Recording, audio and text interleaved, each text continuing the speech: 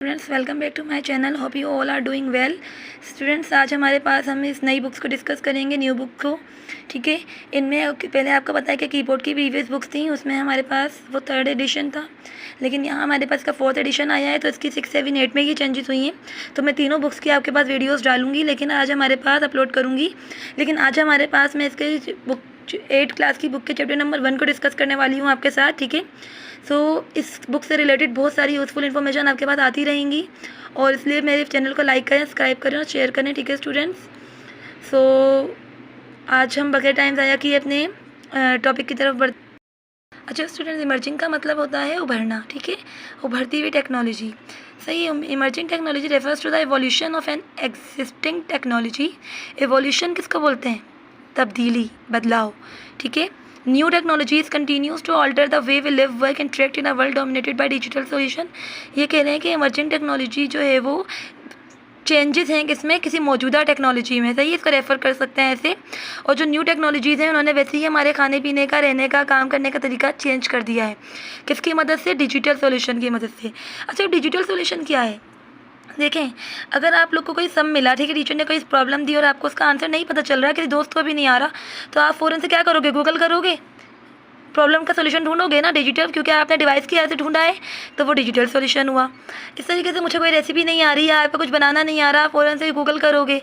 या फिर आपको जो है वो और कुछ अपनी इंस्ट्रक्शंस चाहिए, डाइटिंग प्लान चाहिए, एट्सेट्रा, कुछ भी तो आप सब गूगल करोगे ना। तो इस तरीके से अगर मैं ये बोलूँ कि अगर आप लोग पहले ज़माने में, हमारे पास ये चॉइस नहीं होती थी, अगर जो खाना घर में बनता था वो हमें खाना पड़ता था, लेकिन but now we have a choice.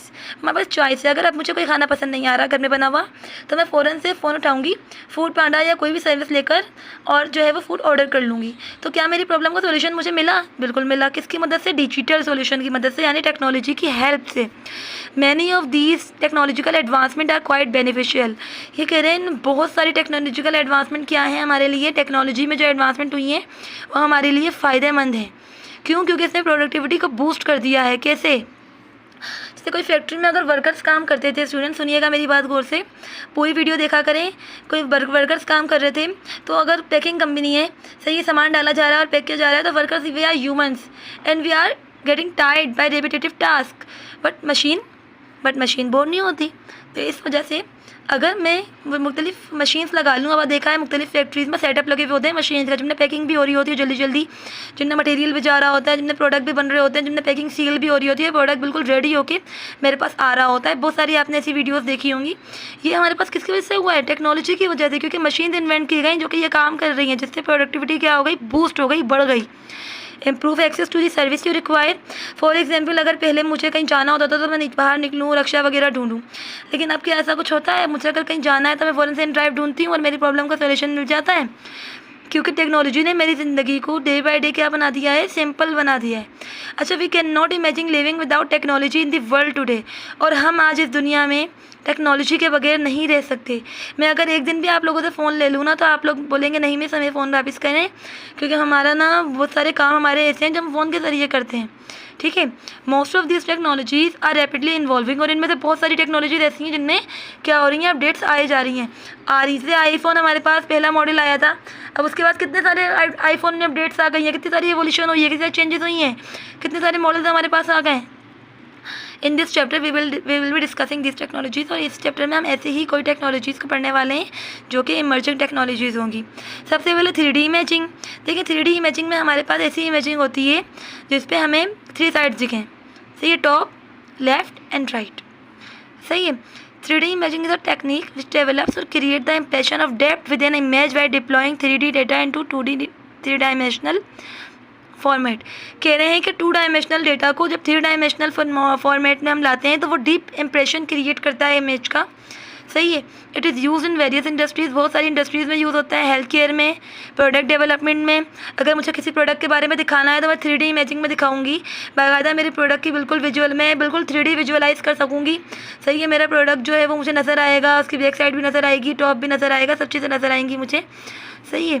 फिर ब्लड वेसल्स, मेडिकल स्टूडेंट्स को पढ़ाने के लिए हम जो है वो 3D इमेजिंग यूज़ करते हैं। ठीक है, तीत की डायग्राम दिखाते हैं ताकि तीत की अलग से हमें क्या समझ में आए, ताकि तीत की हमें स्पेसिफिक वेंस वगैरह सब नज़र आए, ब्लड वेसल्स, नसें नज़र आएँ, हड्डियाँ बिल्कुल प्रॉपर नज़र आएँ। देखा होगा मुख्तलिफ डेंटिस्ट की शॉप, डेंटिस्ट हॉस्पिटल्स में, सही है, और मुख्तलिफ हॉस्पिटल्स में देखा होगा मुख्तलिफ चार्ट्स लगे हुए होते हैं जो कैसे लगता है कि बिल्कुल ह्यूमन बोन्स की तरह या वेजल्स की तरह बिल्कुल नुमाया हो रही होती हैं। वेजल्स बनी भी नहीं होती, ड्रॉ नहीं हो रही होती, बल्कि लग सकता है जैसे अभी निकल के आ जाएंगी, ऐसे बनी होती हैं। वो चीज़ कहलाती है 3D printing. It allows robots to view the world like human and perform their task. हमारे जो विजुअलाइजेशन का तरीका है ना स्टूडेंट्स, याद रखना इस बात को, वो 3D है। हम जो चीज़ों को देखते हैं ना वो 3D है, यानी हम एक वक्त में सिर्फ टॉप पे देख सकते हैं और लेफ्ट राइट पे देख सकते हैं, ठीक है, बैक पर नहीं देख सकते। इस तरीके से रोबोट्स का जो विजुअलाइजेशन का तरीका होता है वो भी 3D होता है, सही है। अच्छा, अब मेरे पास एक है होलोग्राफिक इमेजिंग। ये holographic image is a photographic technique in which 3D objects are recorded using a laser and then restored as precisely as possible to match the originally recorded object। इसके ज़रिए एक हमारे पास क्लोन क्रिएट किया जाता है, copy create की जाती है जो कि किसके ज़रिए किसकी तरह दिखती है, बिल्कुल ओरिजिनली रिकॉर्डेड ऑब्जेक्ट की तरह, सही है। किसके वजह से? क्योंकि जब लेज़र लाइट पे हमारी जो है वो ऑब्जेक्ट की लाइट पड़ती है, ठीक है। Holograms are able to form an exact 3D clone of the object. तो होलोग्राम क्या करते हैं कि एक एग्जैक्ट 3D क्लोन क्या करते हैं, हमारे पास रेडी कर देते हैं, किसका? उस ऑब्जेक्ट का। Hologram technology also known as mix reality, इसका मिक्स रियलिटी भी कहते हैं। It is being used in entertainment, health care and gaming industries. और होलोग्रामिक टेक्नोलॉजी को हम मिक्स रियलिटी कहते हैं। ये एंटरटेनमेंट में, हेल्थ केयर में और गेमिंग इंडस्ट्रीज़ में यूज़ होती है, सही है। बहुत सारे आप लोगों ने जगह पे देखा होगा कि लोग बाहर ममालिक में के लोग मीटिंग्स करते हैं तो अपनी होलोग्राफिक इमेज वहाँ भेज देते हैं, ठीक है, रिकॉर्ड करके। यानी वहाँ वो फिजिकली तो मौजूद नहीं होते, लेकिन वर्चुअली वो वहाँ का क्या करते हैं, एग्जिस्ट करते हैं, वहाँ पर मौजूद होते हैं वर्चुअली वो, ठीक है। तो that technology is called holographic technology. Virtual reality VR, आप लोग VR से वाकिफ़ हैं, मुझे पता है, इतना आप लोग को पता है कि बहुत सारी गेमिंग वगैरह, बहुत सारी गेमिंग जोन्स में VR टेक्नोलॉजी यूज़ करते हैं। ये VR हेडसेट पहनाते हैं और आपको ऐसा लगता है आप एक ऐसी दुनिया में चले गए हैं, यानी आप रियल वर्ल्ड से निकल गए हैं और एक इमेजिनरी वर्ल्ड में चले गए हैं जहाँ पे बहुत सारी चीज़ें हैं जो आपके करीब आ रही हैं, जिनसे आप लड़ रहे हो, जिनसे आप खेल रहे हो। Virtual reality is the use of computer modelling, computer modelling का यूज़ किया जाता है इसमें। और साइमुलेशन कहते हैं नकल करना। That enables a person to interact with an artificial 3 dimensional visual or other sensory environment through interactive device using headset, जिसमें आप क्या कर सकते हो, अगर आप ये 3D ग्लासेस पहन लो तो वो पर्सन को क्या कर सकती है, इंटरेक्ट करवा सकती है किससे, एक 3D डायमेंशनल से, जिसमें वो विजुलाइज कर सकता है, देख सकता है मुख्तलिफ सेंसरी इन्वायरमेंट को थ्रू इंटरेक्टिव डिवाइसेस। किस डिवाइसेस के ज़रिए? 3D हेडसेट की वजह से। अगर ये हेडसेट नहीं होगा तो मैं 3D इन्वायरमेंट को एक्सपीरियंस नहीं कर पाऊँगी। VR is mostly use as training in real life activities. ये जो है वो आमतौर से यूज़ किया जाता है किस लिए? रियल लाइफ एक्टिविटीज़ को, यानी रियल लाइफ एक्टिविटीज़ हैं उनमें ट्रेनिंग के लिए, सच एज पायलट की ट्रेनिंग के लिए हम VR यूज़ करते हैं।